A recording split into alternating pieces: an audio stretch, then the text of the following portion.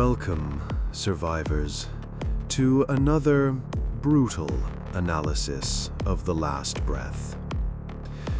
Today, we are going to delve into one of the most common fantasies of the apocalypse, the idea of the perfect refuge, that isolated, safe place where the undead can't reach you. Have you ever found yourself wondering, what if the world fell apart? Would I just get on a boat? A ship? Put myself away from the coast and live in peace? Away from the hordes? Away from everything? The truth is that this vision is a dream. And, like every dream in the apocalypse, it can quickly turn into a wet nightmare. Ships. Are they really the ark of salvation you imagine, or your own floating tomb? At first glance, the idea makes perfect sense. Think about the obvious advantages. First, isolation. Water everywhere. No zombie can swim from the mainland to the middle of the ocean, right? You'd be miles away from the chaos on Earth. Second, supplies. Cruise and cargo ships are true floating cities, full of food, drinking water, fuel, medicine, a banquet of resources that would last months, maybe years. Third, technology and structure. They have water purification systems, power generators, communication systems, even hospitals, a complete infrastructure for a floating community. And finally, security. With few entrances and exits, they would be natural fortresses against any external threat, protecting their small group of survivors. Sounds perfect, doesn't it? But let's throw a bucket of cold water on this fantasy. The reality of a ship in the apocalypse is very, very different from what the movies show. First, and most obvious, the zombies on board. A ship, when the outbreak began, was not empty. Crew, passengers, how many turned before you could escape? Every cabin, every corridor, every deck could be a trap. Your idyllic refuge could be a nest of the undead from day one. Imagine the difficulty of clearing a ship. There's nowhere to run. Once surrounded, you're trapped. It's a confined space with many places to hide, and most of the people who would turn wouldn't be in open areas. They'd be in the bedrooms, the kitchens, the engine rooms, a maze of potential death. You've thought about the supplies, right?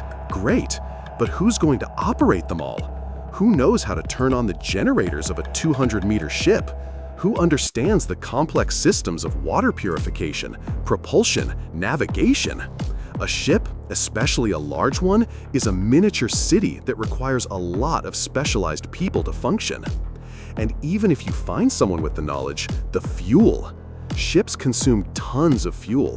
Where are you going to refuel in the middle of an apocalypse? Going to an infested port is suicide. Your ark will become a stationary coffin without power, without water, and without escape. But the greatest danger, as always, is not the dead.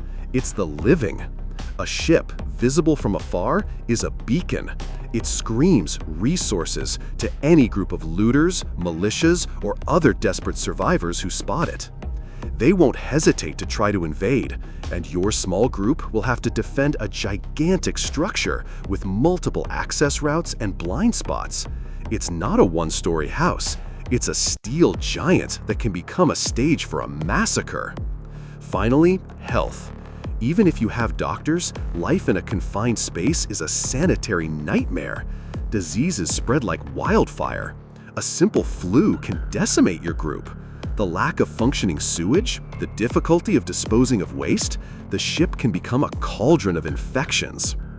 And the monotony, the confinement.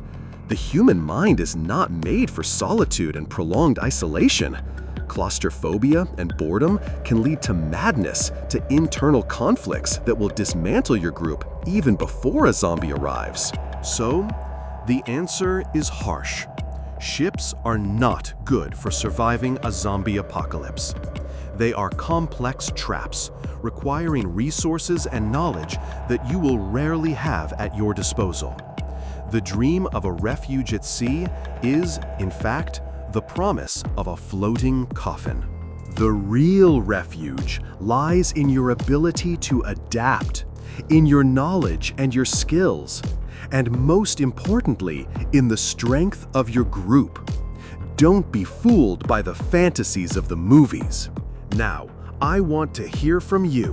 What is your dream refuge, and why do you think it would survive? Leave your opinion in the comments below.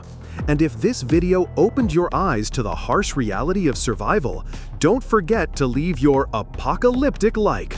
Subscribe to the Last Breath channel and activate the bell, because here we prepare you for what really matters. Until next time, survivors!